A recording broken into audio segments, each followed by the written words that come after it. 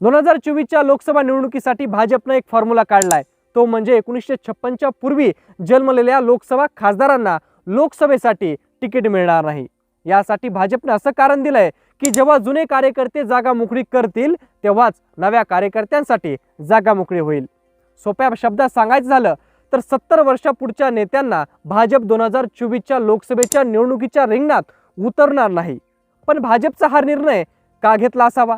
त्यामुळे देशाच्या आणि राज्याच्या राजकारणात कोणते मोठे बदल होऊ शकतात आणि या फॉर्म्युल्यामुळे भाजपचे कोणते बडे नेते या निवडणुकीच्या रिंगणापासून बाहेर पडू शकतात, हेच आजच्या व्हिडिओच्या माध्यमातून आपण पाहणार आहोत। जय शिवराय, मी अभिषेक सोळुंके जाणता महाराष्ट्रामध्ये आपल्या सर्वांचं अगदी मनापासून स्वागत करतो।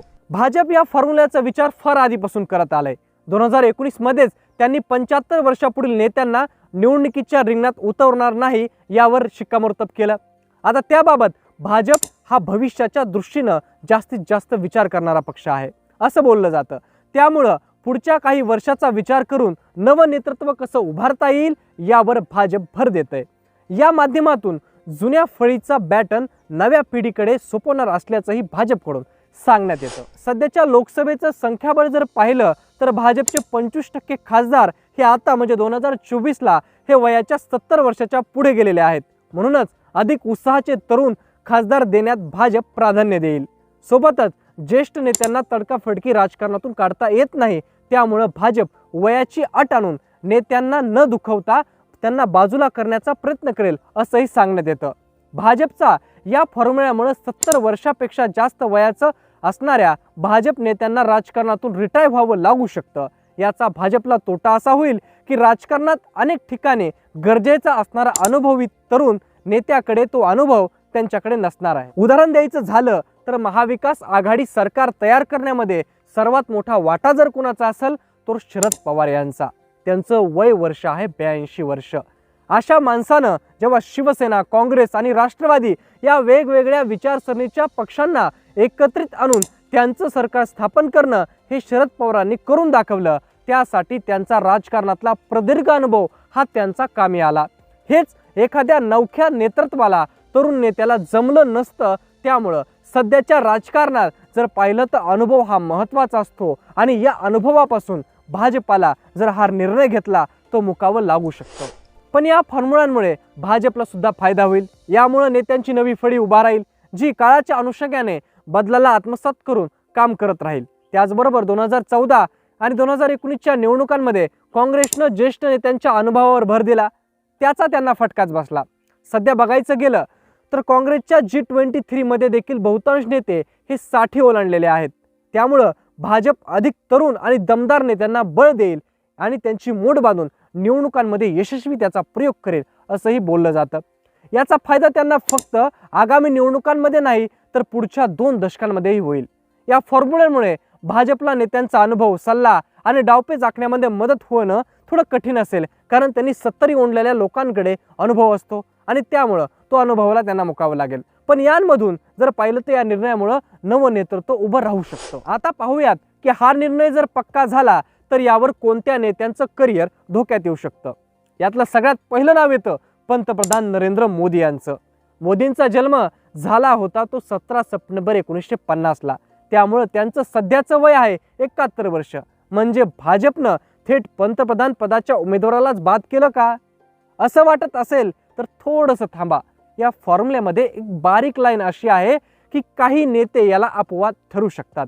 त्यामुळं मोदींसाठी भाजप हा नियम मोडू शकतं। जर मोदी निवडणूक लढणार नसतील तर भाजपकडून पंतप्रधान पदाचा उमेदवार कोण आहे हे सुद्धा पाहावं लागेल, परंतु असं होणार नाही।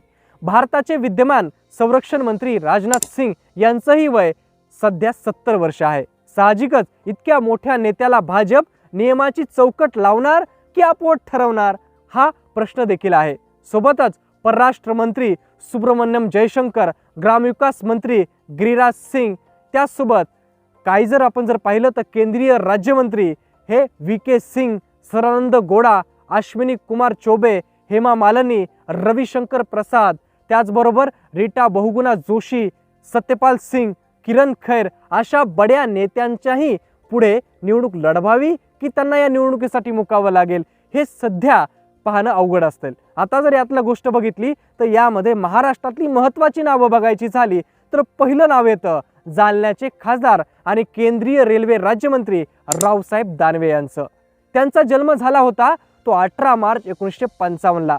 2024 म्हणजे आता या निवडणुकींच्या वेळी त्यांचं वय जवळपास 70 वर्ष।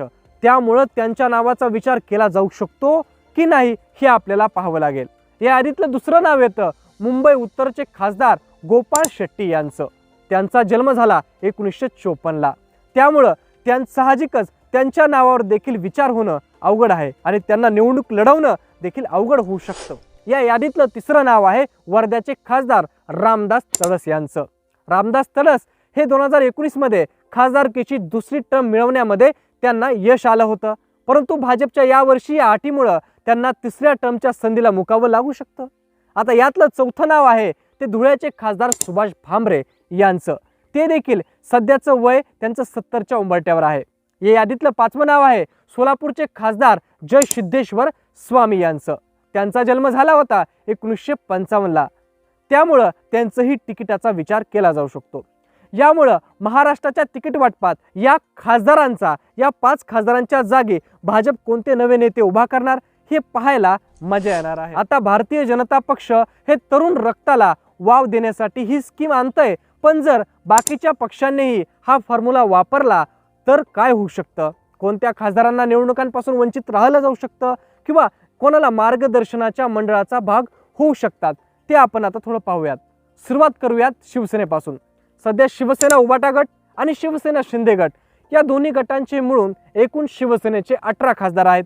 त्यापैकी शिंदे गटाचे गजानन कीर्तीकर यांचं सध्याचं वय आहे 78 वर्ष, तर शिवसेना उबाटा गटाचे विनायक राऊत यांचं वय 68 वर्ष, तर उबाटा गटाचे अरविंद सावंत यांचं वय देखील 69 वर्ष आहे।